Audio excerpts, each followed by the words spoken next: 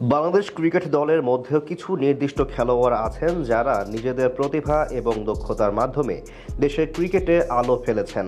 তবে ম্যাক্সওয়েল এবং এবি ডিভিলিয়ার্সের মতো বিশ্বমানের খেলোয়াড়দের অনুপস্থিতি আমাদের কিছুটা হতাশ করেছে। বিশেষত একজন পাওয়ার হিটার এবং অলরাউন্ডারের কথা ভাবলে ম্যাক্সওয়েলকে যেমন পাওয়া যায় না, তেমনি এবি ডিভিলিয়ার্সের মতো 360 ডিগ্রি বা সব ক্ষেত্রেই গেম চেঞ্জার খেলোয়াড়ের অভাব বাংলাদেশে যথেষ্ট অনুভূত।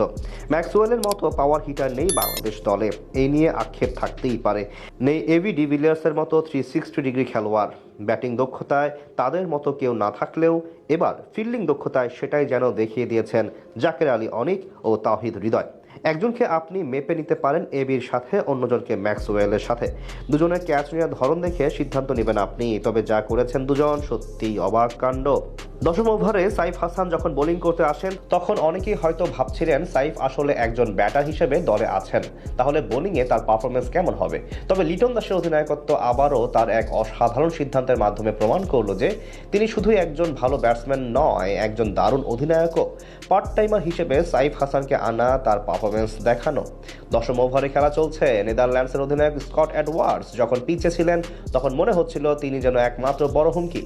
স্কট তার শক্তিশালী ব্যাটিং দিয়ে অনেকটাই ভয় ধরাচ্ছিলেন। চতুর্থ বলটি স্কট সজোরে হিট করেন, তখন জাকের আলীর দুর্দান্ত ফিল্ডিং সবার চোখ কপালে উঠিয়ে দেয়।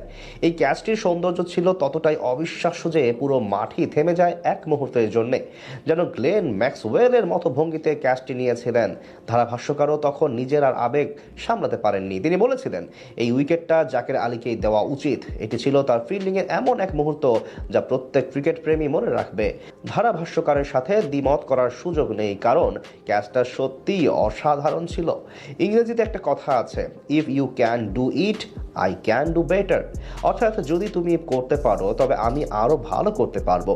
বাংলাদেশ ক্রিকেট দলের মধ্যেও কিছু নির্দিষ্ট খেলোয়াড় আছেন যারা নিজেদের প্রতিভা এবং দক্ষতার মাধ্যমে দেশের ক্রিকেটে আলো ফেলেছেন। এটা প্রমাণ করে দেন তাওহিদ হৃদয়। তিনি যেন জাকেরের চেয়েও দারুণ ক্যাচ ধরেন ওভারের শেষ বলে, যেখানে সাইফ বল করেন তেজা নিদা মানুরুর উদ্দেশ্যে। তিনিও সজোরেই বল হাঁকান অধিনায়কের মতো।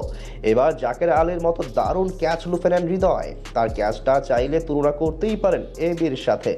এমন ফিল্ডিং আর দারুণ বোলিংয়ে 136 রানে থামিয়ে দেয় নেদারল্যান্ডসকে।